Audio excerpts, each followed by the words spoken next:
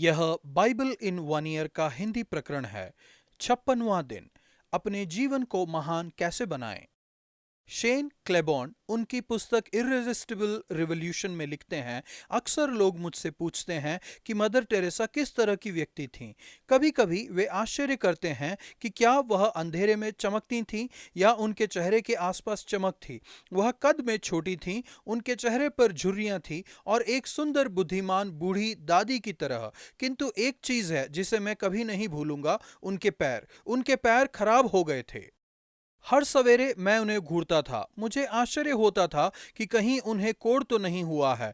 एक दिन एक सिस्टर ने बताया उनके पैर खराब हो गए हैं क्योंकि हमें सभी के लिए केवल पर्याप्त दान किए गए जूते मिलते हैं और मदर नहीं चाहती कि कोई भी खराब जोड़े में फंस जाए। इसलिए वह उनमें पैर डालकर स्वयं उन्हें ढूंढती हैं और सालों से ऐसा करने के कारण उनके पैर खराब हो गए हैं। सालों से अपने पड़ोसियों से अपने ही समान प्रेम करने के कारण उनके पैर खराब हो गए। जब लोगों से पूछा जाता है कि वे किसके जीवन को ज्यादा पसंद करते हैं, अक्सर जवाब होता है मदर टेरेसा। उन्होंने अपने जीवन को महान बनाया। यह एक विरोधाभास है क्योंकि उनका जीवन स्वयं को नकारने वाला जीवन था। अपने क्रूस को लेकर यीशु के पीछे चलना। जीवन एक असाधारण और अद्भुत उपहार है। बाइबल में हमें नियमित रूप से चिताया गया है कि इस उपहार को व्यर्थ न जाने दें, बल्कि इसे महान बनाएं। नीति वचन 6 का 1 से 11 तक। आत्म संयम पर स्वामित्व पाएं। नीति वचन की पुस्तक आपको प्रायोगिक बुद्धि देती है कि कैसे अपने जीवन को महान बनाना है और कैसे इसे विभिन्न जालों में फंसने के द्वारा बेकार होने से बचाना है। आज के लेखांश में हम दो उदाहरण को देखते हैं। नंबर 1, अपने धन पर स्वामित्व पाएं। जीवन का एक क्षेत्र जिसमें आत्म संयम की आवश्यकता है वह है हमारा धन। हमेशा बहुत से आर्थिक जाल और फंदे होते हैं, जैसे कि संभाला ना जा सकने वाला कर्ज, बेवकूफी भरे निवेश और मूर्खतापूर्ण प्रतिज्ञाएं। लेखक आपको चिताते हैं कि यदि आपने अपने आप को आर्थिक परेशानियों में पाया है तो इसमें से बाहर निकलने के लिए आपको वह सब करना चाहिए जो आप कर सकते हैं, जितनी जल्दी हो सके। एक मिनट भी मत गवाइए।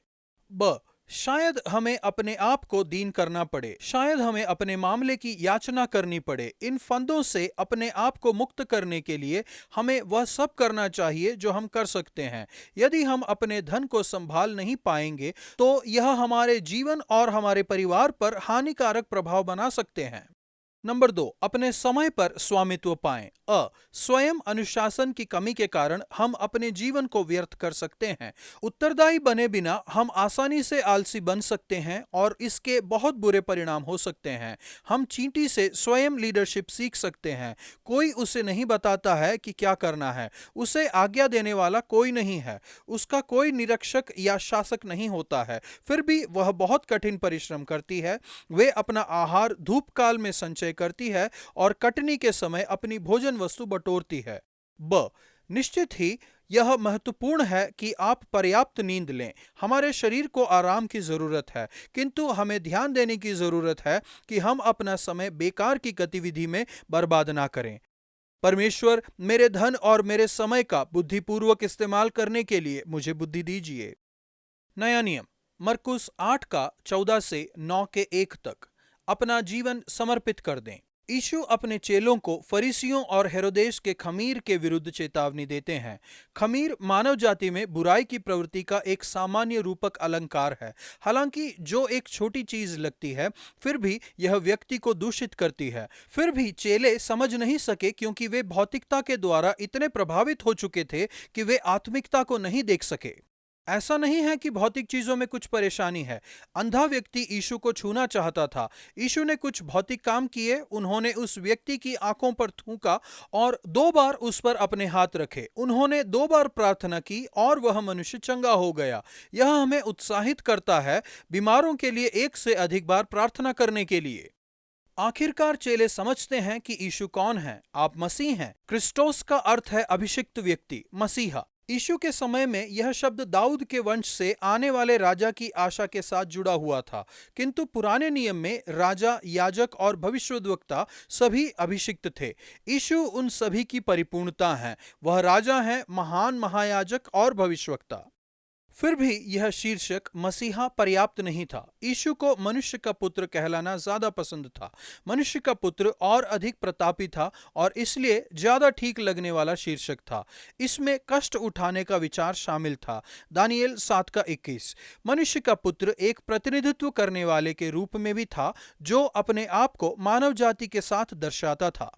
तब यीशु ने क्रूस के विषय में बताना शुरू किया। मरकुस 8:31। हम तब तक क्रूस को नहीं समझ सकते हैं जब तक हम न समझ लें कि यीशु कौन है। उनकी शिक्षा इतनी विरोधाभासी और आश्चर्यचकित करने वाली है कि पतरस उन्हें डांटने के लिए उन्हें एकांत में ले जाते हैं। यहाँ पर अंधे मनुष्य के चंगे होने के साथ साथ एक समरूप कार्य होता है जो कि चेलों की आंखें धीरे धीरे खुलने के दृश्य उदाहरण के रूप में काम करता है। पहला, यीशु के पहचान के बारे में पतरस की आंखें खुलती हैं, किंतु उन्होंने केवल आधा ही समझा। उन्होंने यीशु के मिशन को नहीं देखा। पतरस देख सकते थे किंतु वह पूरी तरह से देख नहीं सकते थे। यीशु को अपने चेलों को समझाना पड़ा कि हमारे जीवन को पूरी तरह से महान करने में असाधारण विरोधाभास शामिल हैं, जिसके लिए उन्हें महान उदाहरण दर्शाना था। वे कहते हैं कि यदि आप अपने जीवन को महान बनाना चाहते हैं तो आपको इसे समर्पित करना पड़ेगा। आपको परमेश्वर की सेवा और सुसमाचार के लिए अपने जीवन को त्यागना पड़ेगा, क्योंकि जो कोई अपना प्राण बचाना चाहे वह उसे खोएगा, पर जो कोई मेरे और सुसमाचार के लिए अपना प्राण खोएगा वह उसे बचाएगा। इसके विपरीत वे कहते हैं कि यह संभव है कि कोई संपूर्ण जगत को प्राप्त करे फिर भी अपने प्राण की हानि उठाए। नायक जिम कैरी ने कहा, मुझे लगता है कि हर एक को अमीर और प्रसिद्ध होना चाहिए और वह करना चाहिए जिसका उन्होंने सपना देखा हो, ताकि वे देख सकें कि यह उत्तर नहीं है। यहां तक कि सबसे बड़े मल्टी बिलियनर के पास विश्व का केवल कुछ भाग है। यीशु हमें चेतावनी देते हैं कि यदि हम उस दिशा में चले जाते हैं तो चाहे हम उनकी सफलता के ऊपर चले जाएं और संपूर्ण विश्व को प्राप्त कर लें, तब भी हम पूरी तरह से अपने जीवन को बेकार कर सकते हैं और अपने प्राण की हानि उठा सकते हैं। वह कहते हैं जीवन को पाने का तरीका है अपने आप का इनकार करना और अपने क्रूस को लेकर उनके पीछे चलना। शब्द अपने आप का इनकार करने का अर्थ है अपने आप को ना कहना। मसीह जीवन में प्रतिदिन इनकार करने की चुनौती का समावेश है। विश्व सोचता है कि जीवन को प्राप्त करने का तरीका है अपने आप को किसी भी चीज के लिए मना ना करना। यीशु कहते हैं कि इसका उल्टा सच है। जीवन को प्राप्त करने का तरीका है अपने आप का इनकार करना और अपना क्रूस लेकर उनके पीछे चलना। आप प्रेम करने के लिए बुलाए गए हैं। आपको परमेश्वर के लिए और दूसरे लोगों के लिए जीना है, और जैसे ही आप अपने आप को समर्पित करते हैं वैसे ही परमेश्वर आपके जीवन की देखभाल करेंगे। यीशु की शिक्षा सुधारवादी और क्रांतिकारी है। यह ठीक उसके विपरीत है जिसकी हम आशा करते हैं। फिर भी हम देखते हैं कि कैसे यह काम करती है। जो अपनी ही संतुष्टि को पाना चाहते हैं वे बर्बाद हो जाते हैं और असंतुष्ट रहते हैं और उनका जीवन बेकार हो जाता है। जो लोग यीशु की शिक्षा को मानते हैं वे जीवन को इसकी परिपूर्णता में प्राप्त करते हैं। परमेश्वर, आपके वचन बहुत ही चुनौती भरे हैं। हर दिन मेरी सहायता कीजिए कि मैं छोटी वस्तुओं में और बड़ी वस्तुओं में अपने आप का इनकार कर पाऊं और अपना क्रूस लेकर आपके पीछे चल सकूं। आपका धन्यवाद, क्योंकि जैसे ही हम आपको अपना जीवन देते हैं हमें जीवन इसकी परिपूर्णता में प्राप्त होता है। पुराना नियम, निर्गमन 37 का 1 से 38 के 31 तक। काम करते वक्त भी परमेश्वर की सेवा कीजिए। अपने पूरे दिल से परमेश्वर की सेवा करने के लिए आपको अपनी नौकरी को छोड़ने की आवश्यकता नहीं है। बेसलेल के जीवन में हमें ऐसे एक व्यक्ति का उदाहरण मिलता है जिसने अपने काम के स्थान पर परमेश्वर की सेवा करने के द्वारा अपने जीवन को महान बनाया। काम के स्थान के लिए परमेश्वर अपने लोगों को उनकी आत्मा से भरते हैं।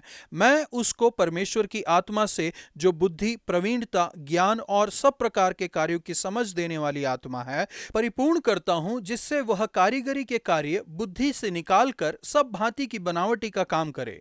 बेसलेल एक मूर्तिकार था। मंदिर को बनाने के लिए परमेश्वर ने उसे चुना था। उसने परमेश्वर की बुलाहट का उत्तर दिया और वह सब कुछ बनाया जिसे बनाने की आज्ञा परमेश्वर ने मूसा को दी थी। उसने एक समूह में काम किया जिसमें नक्काशी करने वाला ओहलियाब भी शामिल था, और उन्होंने परमेश्वर के लिए महान चीजों को किया। उसकी सफलता की कुंजी थी कि वह परमेश्वर की आत्मा से भरा हुआ मनुष्य था। आत्मा से भरे बिना एक होनहार संगीतकार, लेखक या कलाकार होना संभव बात है, लेकिन जब परमेश्वर का आत्मा लोगों को इन कामों के लिए भरता है, तब उनके काम अक्सर एक नए आयाम में चले जाते हैं। इसका एक बहुत ही आत्मिक प्रभाव है। यह सच हो सकता है जहां पर संगीतकार या कलाकार की प्राकृतिक योग्यता उल्लेखनीय न हो। हृदय को स्पर्श किया जा सकता है और जीवन बदले जा सकते हैं। इसमें कोई आश्चर्य नहीं है कि बेसलेल के द्वारा ऐसा ही कुछ हुआ। परमेश्वर, उन सभी लोगों के लिए आपका धन्यवाद जो पूरे दिल से आपकी सेवा करते हैं, अपनी योग्यता के साथ स्वास्थ्य देखभाल में, पढ़ाई में, व्यवसाय में, रिटेल में, कानून में, बैंक में और काम के दूसरे क्षेत्रों में। होने दें कि बेसलेल की तरह ही हम सब भी परमेश्वर की आत्मा से भर जाएं और वह सब करें जिसकी आपने हमें आज्ञा दी है। मेरे जीवन को महान बनाने में आप मेरी सहायता कीजिए। नीति वचन छठा अध्याय 10 से 11 पदों को जब आप पढ़ते हो, कुछ और सो लेना, थोड़ी सी नींद, एक और झपकी और छाती पर हाथ रखे लेटे रहना। मैं सोचती हूँ कि यह अच्छा जान पड़ता है, लेकिन 11वां वचन एक बुरे सदमे की तरह आता है और गरीबी आप पर एक लुटेरे के समान आ पड़ेगी। हम नहीं चाहते हैं कि हम सोते हुए पाए जाएं और वो सब खो दें जो परमेश्वर ने हमारे लिए रखा है। आज का वचन, यदि मनुष्य सारे जगत को प्राप्त करें और अपने प्राण की हानि उठाएं तो उसे क्या लाभ होगा। मरकुस 8 का 36।